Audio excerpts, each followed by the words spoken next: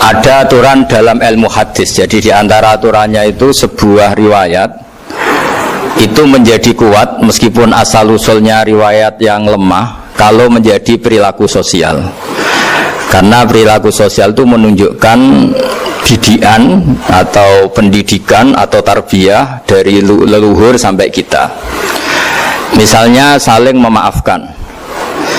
Itu hadis tentang persisnya saling memaafkan mungkin banyak yang masalah ketika teksnya ada yang sampai menyebut fatasofaha salaman. Bisa orang berdebat hukumnya salaman kayak apa, apalagi musim sekarang. Orang saling curiga untuk nggak salaman itu. Tapi apapun itu perdebatan dalam persisnya teks, jika diperkuat oleh perilaku sosial maka hadis itu menguat menjadi baik. Saya cerita tentang hikmah syawalan sebagai amanat yang dipesankan di sini. Syawalan di Indonesia itu identik dengan minta maaf. Ya, jadi kalau id itu dari kosakata audun maknanya kembali. Setelah kita puasa 1 bulan, kita insya Allah ber-KTP surga lagi. Jadi kita tahu dulu Nabi Adam itu di surga. Beberapa anaknya juga lahir di surga. Sehingga KTP kita ini sebetulnya KTP surga. Alamat tetap kita itu surga. Karena kita di dunia agak kacau itu, agak coro Jawa, agak bedigasan itu agak kacau.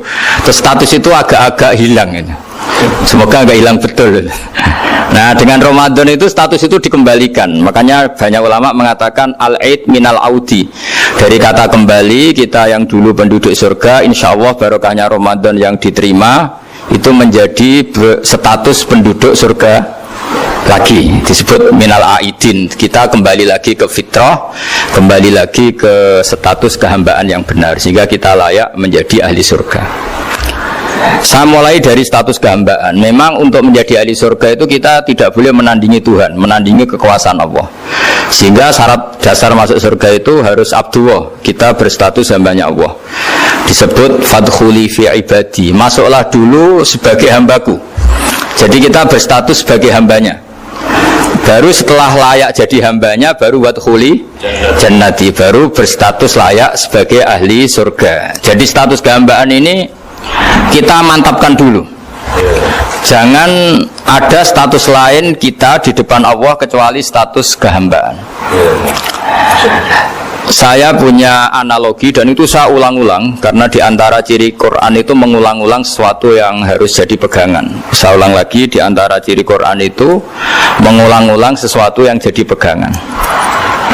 Jika kita belajar ilmu fisika atau ilmu apa saja, maka kita akan bicara materi sesuai statusnya. Jadi kita harus latihan untuk iman kepada Allah. Saya tanpa mengurangi rasa hormat, saya memberi contoh begini. Ini jam, materinya dari besi. Ini kertas, materinya ya kertas. Tentu secara fisik orang akan bilang jam ini lebih kuat timbang kertas. Dan itu pasti dibenarkan dari segi materi. Tapi kalau Anda beragama dan Anda tahu bahwa pengendali alam raya ini Allah Ta'ala, maka kamu akan bilang, terserah Gus Baha gitu. Bisa saja jam ini saya punya niat saya hancurkan, kertas yang lemah ini saya simpan. Sehingga jam tangan ini 5 menit lagi saya hancurkan sehingga benar-benar rusak. Sementara kertas ini saya simpan sampai bertahun-tahun awet. Nah, kira-kira seperti itulah ilmu manusia. Sesuatu yang kita sangka kuat, ternyata Allah punya rencana menghancurkan itu. Dan yang kita sangka lemah, ternyata Allah punya rencana untuk mengabadikan itu. Nah, di sini pentingnya iman, lahu maqalidus samawati wal ard. Hanya Allah yang mengendalikan semua. Jadi jangan mentang-mentang kita punya ilmu bahwa materi besi itu lebih kuat timbang kertas, terus kita pastikan bahwa besi lebih awet ketimbang kertas. Kita sisakan satu keyakinan, terserah Allah, terserah pengendalinya. Nah itu agama, bilang terserah pengendalinya itu agama. Ya mungkin tadi aja problem sinyal, saya ulang lagi. Ibarat saya ini megang jam tangan yang materinya dari besi. Ini kertas yang materinya lemah. Tentu kita akan bilang bahwa jam atau besi lebih kuat ketimbang apa? Kertas. Tapi Anda salah. Anda harusnya ngomong bahwa terserah pengendalinya. Bisa saja saya punya rencana menghancurkan besi ini sehingga 5 menit lagi hancur, dan saya ingin mengabadikan kertas ini, saya simpan di tempat yang aman. Nah, kira-kira agama itu bukan anti ilmu, sehingga agama boleh kamu mengatakan besi ini lebih kuat ketimbang kertas. Tapi harus kamu tambahi dari segi materi. Tapi kalau dari segi pengendalinya, maka kita jawab terserah Allah Subhanahu wa Ta'ala. Ya, ini di sini pentingnya beragama. Jadi meskipun Mars itu kayak apa kuatnya, bumi gunung kayak apa kuatnya, ternyata gunung yang kita kira kuat ternyata nyimpan magma yang potensi meledak. Yang gunung kecil yang kelihatan dari pasir kecil yang tidak berdaya ternyata nggak nyimpan magma, jadi nggak direncanakan untuk diledakkan. Itu, nah agama itu seperti itu, yang disebut di surat Yasin misalnya, Allah itu siapa? Biyadihi malakutu kulli, yang dalam kendalinya itu semuanya di alam raya ini. Sehingga di kehidupan nyata juga sama. Ada orang yang nekuni ilmu ekonomi tapi miskinnya Masya Allah. Ada yang gobloknya Masya Allah tapi kaya. Ada kiai yang punya doa banyak, hidupnya biasa. Yang nggak punya doa kaya. Itu saya pernah baca di sebuah hadis qudsi. Ada riwayat begini, Nabi Musa ketemu Allah, ditanya,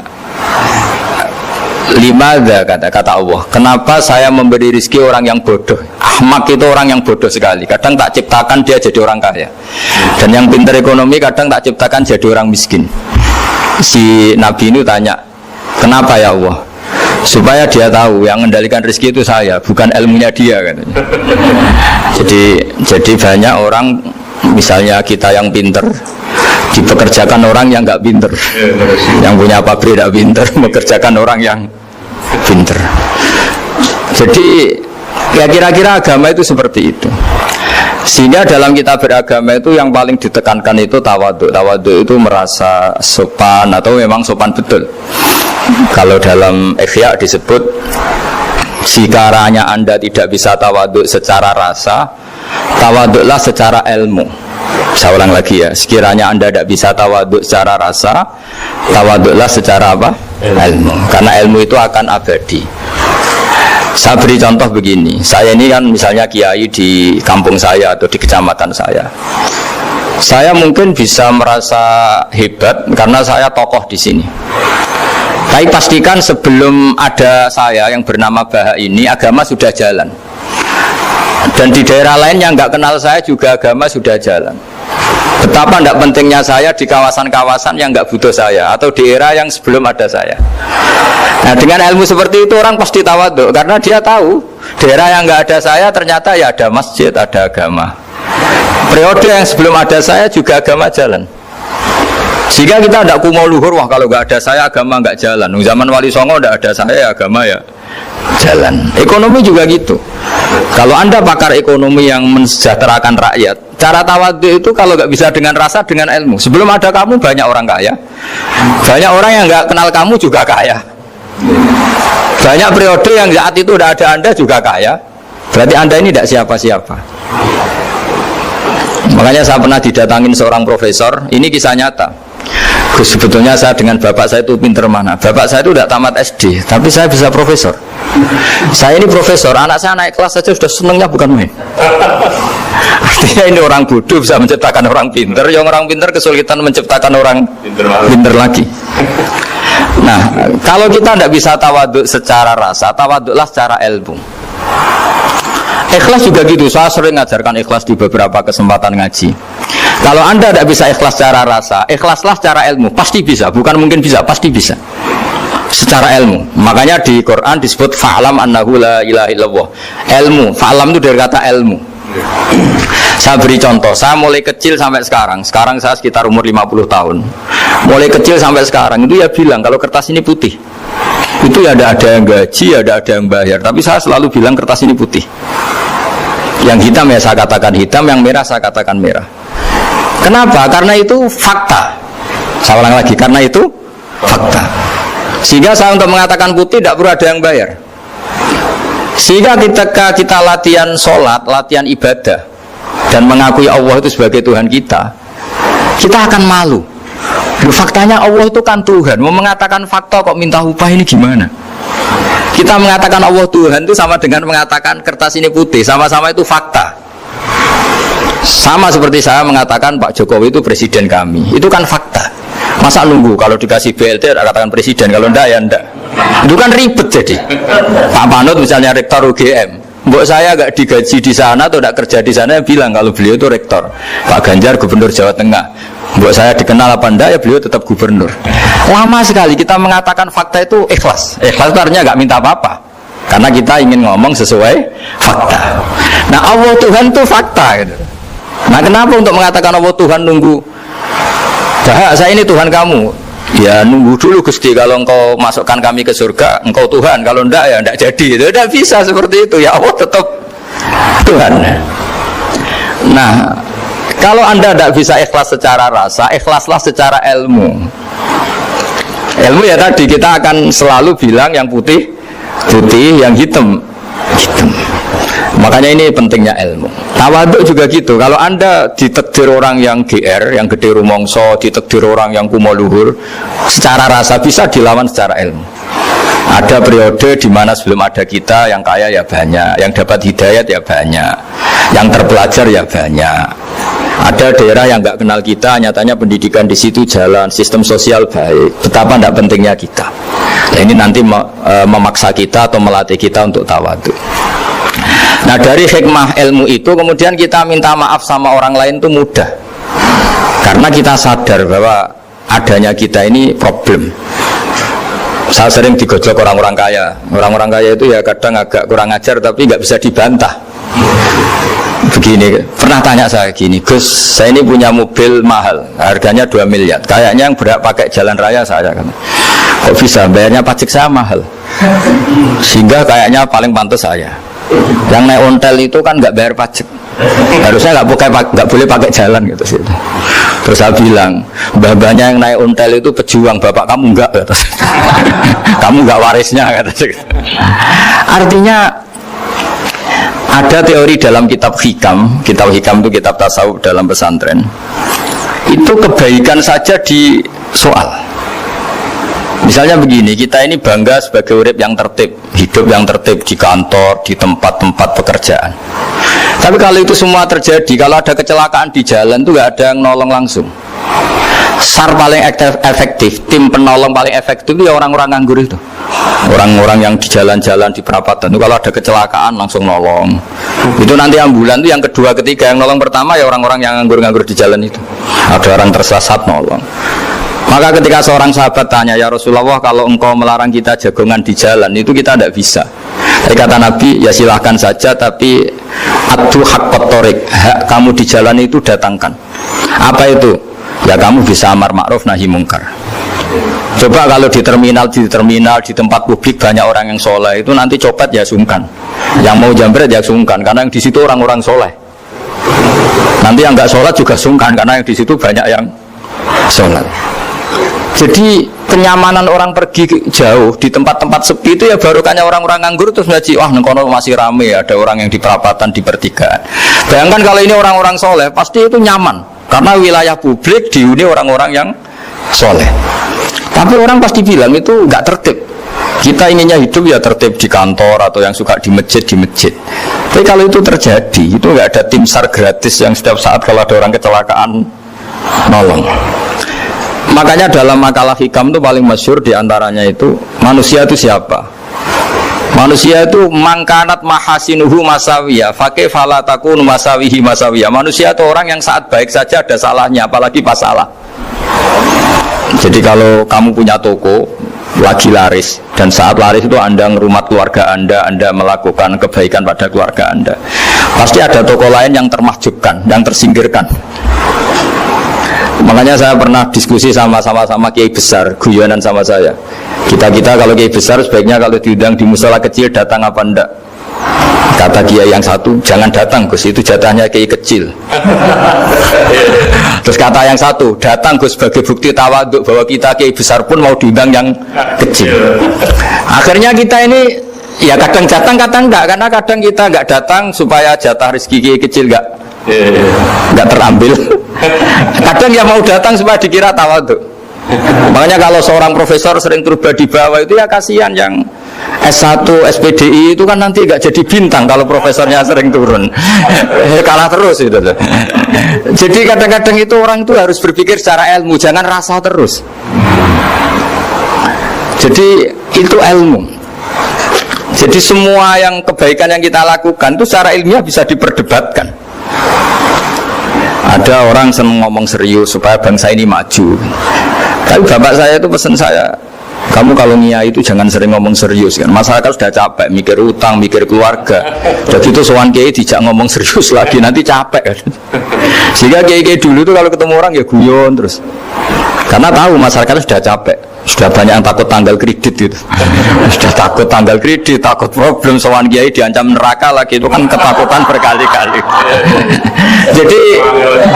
Jadi makanya ini kan kebaikan itu dievaluasi karena kita tidak nabi, tidak wali. Jadi kalau kata hikam itu apa yang Anda kira baik itu ada masalah, apalagi sedang masalah. Saya sering cerita ada orang suami istri harmonis sekali. Itu tanyakan ibunya, pasti mulai gak peduli dengan ibunya karena terlalu harmonis dengan istri. Itu pasti bukan mungkin lagi. Jadi jangan tanya istrinya, tanya ibunya. Oh, jok nikah lupa saya, ngalor ngidul sama istrinya. Tanyakan temannya, wah itu jok nikah lupa temennya. Tapi yang baik sama teman, tanyakan istrinya, jatah belanja untuk ngopi. Begitu terus itu. Jadi siklus sosial itu. Nah, di sini pentingnya saling minta maaf karena dalam kebaikan kita pasti ada kesalahan. Ketika karir kita baik di pemerintahan maupun di kampus, pasti dengan sendirinya ada yang agak tersingkirkan. Meskipun itu sudah hukum alam, tapi apapun itu kita harus minta maaf. Makanya banyak saya sering cerita berkali-kali. Dulu itu ada dua nabi yang seangkatan, itu luar biasa debat ilmiahnya, tapi debat baik. Mulai dulu ya ada polemik itu ya mulai dulu ya ada. Yang Nabi Yahya itu suka berkawan orang-orang soleh. Kalau ditanya kenapa kamu berkawan orang-orang soleh, ya enak lah, karena berkawan orang soleh. Yang Nabi Isa sering berkawan orang-orang yang nggak jelas. Ditanya kenapa Anda suka berkawan orang-orang yang nggak jelas? Innama ana tabibun udawil mardo. Nabi dan kiai itu ibarat dokter, ya tentu menyembuhkan yang sakit. Kalau Anda seorang dokter pasti neliti daerah-daerah pandemi, masa neliti daerah sehat? Nah, jadi dulu bapak wasiat ke saya gitu, kowe nak jadi kiai kayak bengkel. Jadi kiai itu kayak bengkel, kalau nggak siap dadani orang nggak jelas ya jangan jadi kiai kan. Itu ya, tapi kan masalahnya kita sendiri solehnya pas-pasan, takut terkontaminasi. Jadi yang jelek bukan jadi baik, kita yang baik jadi jelek. Nah itu kan mulai dulu ya polemik, sejauh mana kita punya kekuatan untuk tidak terpengaruh yang negatif. Yang negatif terpengaruh kita menjadi positif. Jadi ini cerita-cerita sawalan bahwa dalam kebaikan kita itu ada kesalahan, maka kita tetap istighfar, tetap saling minta maaf. Dulu bapak saya kalau diceritain ada seorang kiai sampai sepuh jadi imam masjid, istiqomah sekali. Dulu bapak saya itu guyu, ya istiqomah, tapi wong dia terus iso jadi kader. Jadi calon-calon kiai ini sudah putus asa karena nggak pernah punya kesempatan jadi imam. Jadi dibalik istiqomah itu ya ada memahjubkan orang lain. Makanya alhamdulillah di Indonesia itu ada pegawai pensiun. Kalau enggak habis itu. Karena yang anyar-anyar itu mesti ini kurang pengalaman, ini kurang senior. Tapi barokahnya ada pensiun kan gantian. Tapi masalahnya di dunia kiai itu udah ada pensiun. Tambah sepuh tambah mantap, tambah sepuh tambah mantap. Nah itu sebaiknya ya mulai mundur-mundur sedikit dari imam masjid itu. Ya nyari-nyari yang lain lah supaya ada kaderisasi, ada. Jadi intinya itu di balik kebaikan yang kita lakukan pun itu ada masalah, sehingga kita butuh istighfar. Di sini pentingnya dawuhnya para wali-wali. Dulu ada istilah wastighfaruna yahtaju ilal istighfar. Ketika kita minta maaf, sebetulnya minta maaf sendiri itu butuh minta maaf lagi. Minta maaf lagi itu butuh minta maaf lagi. Misalnya saya dengan Mas Silmi ini akrab, pernah pakai uangnya misalnya. Itu kadang kita bayar itu malah tersinggung, kok kayak orang lain saja bayar. Minta maaf juga gitu. Kalau kamu punya teman akrab, terus minta maaf resmi itu tersinggung. Kayak wong liya wae jaluk sepuro. Jadi kadang dia sepuro itu malah masalah. Itu kan sama, kamu punya teman akrab terus kalau mau main assalamualaikum sakit masuk nopo boten angsal boten boleh nggak main, itu mesti teman kamu tersinggung, kok kayak orang lain saja. Artinya ketika Anda merasa benar karena protokoler ketika masuk ke teman, ternyata itu salah. Teman kamu maunya nggak protokoler karena sudah akrab. Tapi ketika kita merasa akrab, ternyata selonang dianggap problem, kita tidak pernah tahu. Nah di sini kata ulama-ulama, minta ampun itu kebutuhan manusia, karena dalam kebaikan kita pasti ada kesalahan. Makanya disebut wastighfaruna yahtaju ilal istighfar. Kita selalu diajari Rabbana dzalamna anfusana, ya Allah kita ini selalu mendolimi diri kita sendiri. Jadi saat kita baik pun ada unsur kesalahan. Itu tadi, kalau Anda jadi orang pasti ada yang termahjubkan. Kalau Anda kiai besar atau profesor atau pejabat turun ke bawah, ya kalau gubernur turun terus ya bupati gak jadi bintang kan. Kalau saya kiai besar misalnya turun terus ya kiai kampung itu ya kasihan. Saya pernah diundang Manakipan tidak datang, itu kiai kecil bilang matur nuwun Gus gak teko, aduh iwake gak untuk saya katanya. Barokahnya saya ada itu lucu ya, matur nuwun betul. Matur nuwun Gus jenengan gak dugi jadi. Akhirnya jatah besarnya untuk saya kan. Nah, tapi yang punya rumah komplain, Gus tak udah ngeratau teko PP aku wong cilik. Nah ini saya harus mendahulukan versi Sohibul Bait yang punya rumah apa versi kiai yang termahjubkan.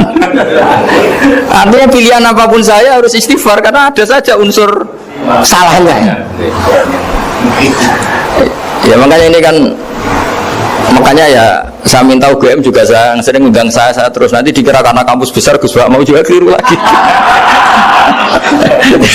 Kalau 1-2 kali mungkin boleh, kalau keseringan ya gak boleh, nanti itu dikira saya maunya hanya sama kampus besar, padahal saya sama RT ya sering datang juga. Nah ini yang terakhir saya bacakan teks otoritatif sebagaimana janji saya. Kata Rasulullah SAW di sebuah hadis, ini terakhir nanti supaya nggak lama-lama saya juga punya wadifah. Ada orang itu punya hutang itu ya hutang, memang hutang. Singkat cerita orang itu tidak bisa bayar sampai akhirat.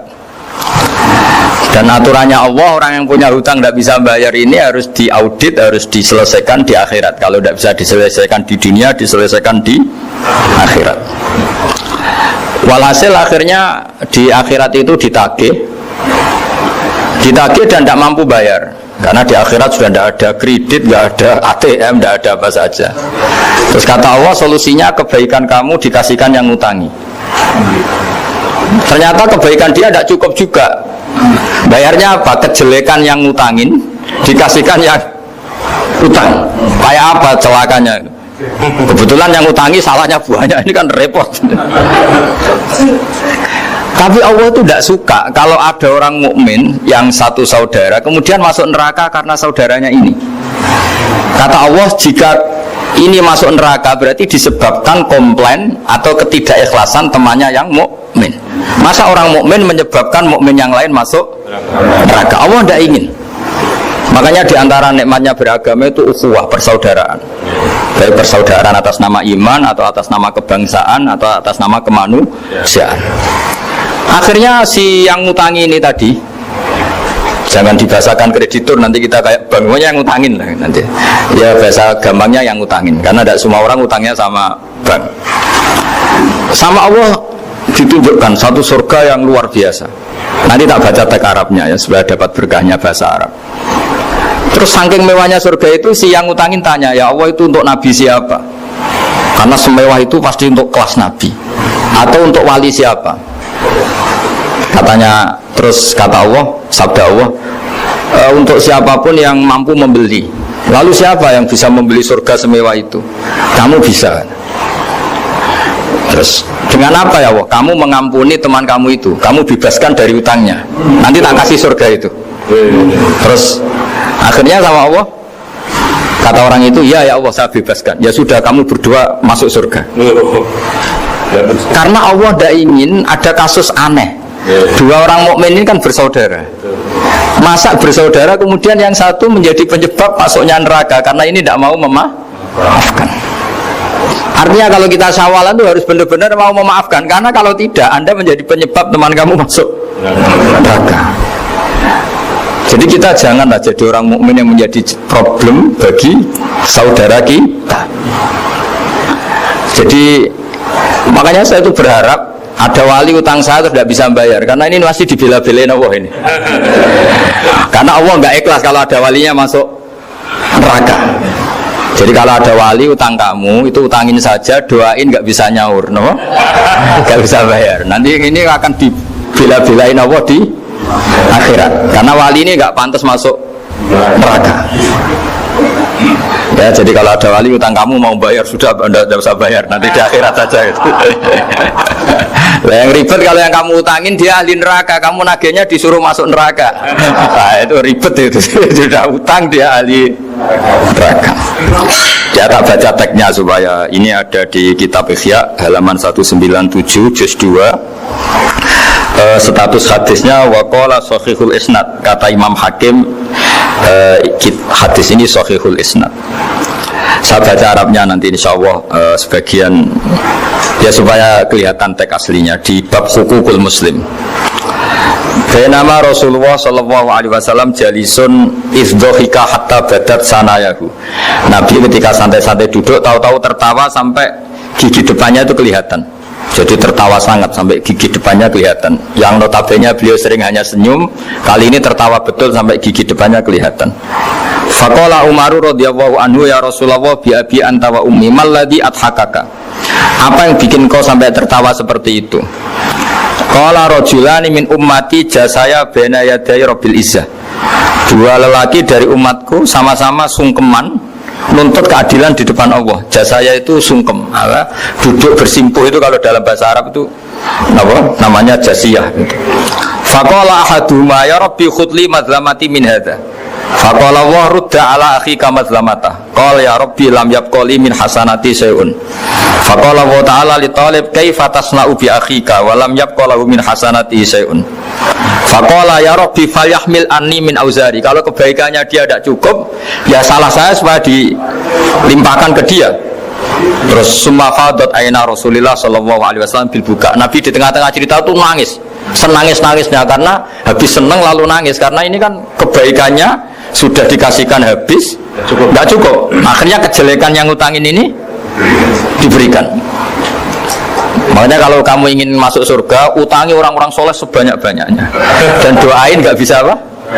Nyaur. Tapi tak jamin orang soleh itu nggak suka utang karena hidupnya sederhana ini.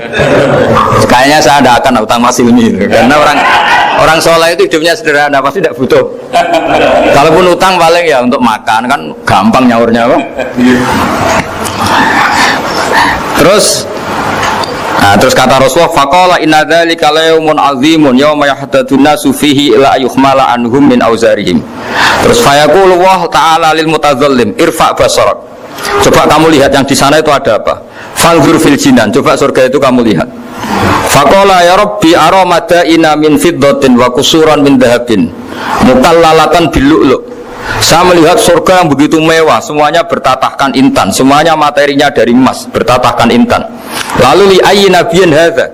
Itu untuk nabi siapa? Terus awli ayyi siddiqin awli ayyi syahidin. Terus qala Allah hadza liman a'tas saman. Itu untuk siapa saja yang mampu beli. Qal ya rabbi wa may yamliku dzalik? Siapa mampu beli surga semewah itu? Terus kata Allah anta tamliku, kamu bisa. Qal bimadza ya rabbi, dengan apa? Qal bi afwika an akhika. Cukup kamu memaafkan saudara. Jadi kalau maafkan tidak pakai uang itu kurang seru. Yang seru itu punya teman utang 1 juta dimaafkan. Jadi memaafkan paling seru itu maafkan apa? Utang. Kalau maafkan sama-sama salah miso apa itu enteng itu. Ini yang seru itu teman punya utang 1 juta kamu itu seru. Tapi nanti aja di akhirat itu, nanti sudah ada akhirat. Ya nanti notanya di bawah kalau ya di Afrika anahika. Jadi surga semewah itu maharnya atau harganya cukup memaafkan saudara kamu. Terus qala ya Rabbi qad afautu anhu, sudah Gusti, sudah sekarang saya maafkan. Fayaqulu wa ta'ala khud bi yadi akhika fa'adkhilhul jannah. Ya sudah, sekarang kamu berdua sama-sama masuk surga. Karena ini orang soleh, nggak pantas masuk neraka. Yang punya utang ini nggak pantas masuk neraka. Nah, ini yang ribet kalau yang utang ya ahli neraka, yang utangnya ahli neraka. Ngapain debat utang? Wong kamu sudah ahli neraka. Hanya tanpa kasus utang pun sudah jatah neraka. Ini ribet kalau ketemu orang-orang yang jatahnya ada di surga. Cuma qala sallallahu alaihi wasallam, ittaqullaha wa aslihu dzata bainikum fa innallaha ta'ala yuslihu bainal mu'minin yaumal qiyamah. Jadi di antara proyek besar Allah itu menjadikan orang mukmin itu bersaudara dan saling memaafkan. Itu sampai akhirat proyek itu masih dilakukan Allah. Maka ketika di dunia kayak Sawalan ini usahakan saling memaafkan, karena keinginan Allah sampai akhirat pun seorang mukmin itu saling memaafkan. Ya, jadi ini sebagai penghormatan saya pada teman-teman alumni UGM, juga semua muhibbin, semua yang memanfaatkan ngaji ini, bahwa kita harus berjiwa besar untuk saling memaafkan. Ya, saya kira demikian dan mohon maaf. Assalamualaikum warahmatullahi wabarakatuh.